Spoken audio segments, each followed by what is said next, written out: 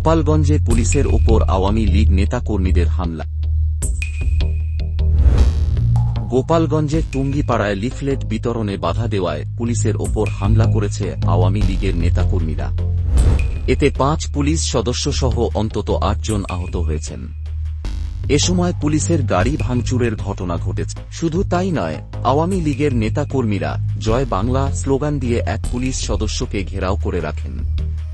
পরে উপজেলা নির্বাহী কর্মকর্তা ইউএনও হামলাকারীদের শান্ত করে পুলিশ সদস্যকে ছাড়িয়ে নেন। রবিবার রাতে টুঙ্গিপাড়া উপজেলার খানসাবে শেখ মোশাররফ হোসেন স্কুল অ্যান্ড কলেজের সামনে এ ঘটনা ঘটে। স্থানীয় ও পুলিশ সূত্রে জানা যায়, রবিবার সন্ধ্যার পর টুঙ্গিপাড়া গ্রামের সাফায়েত গাজী আওয়ামী লীগের লিফলেট বিতরণ করছিলেন। সেখানে গিয়ে সাফায়েতকে আটক করে টুঙ্গিপাড়া থানা পুলিশ। খবর পেয়ে ঘটনাস্থলে গিয়ে সাফায়েতকে ছিনিয়ে নেয় আওয়ামী লীগের স্থানীয় নেতাকর্মীরা।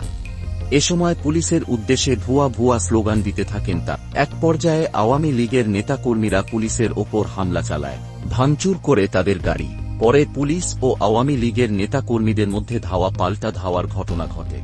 এ সময় ৫ পুলিশ সদস্যসহ ৮ জন আহত হয়। তবে এ বিষয়ে পুলিশ ও প্রত্যক্ষদর্শী কেউই মুখ খুলতে রাজি হননি। বর্তমানে ওই এলাকার পরিস্থিতি স্বাভাবিক রয়েছে। সেখানে অতিরিক্ত পুলিশ মোতায়েন করা হয়েছে। টুঙ্গিপাড়ার থানার খোরশেদ আলম বলেন, এ ঘটনায় একটি মামলা হয়েছে। এতে ১৭৫ জনের নাম উল্লেখ সহ আরও ৩০০ অজ্ঞাতকে আসামি করা হয়েছে।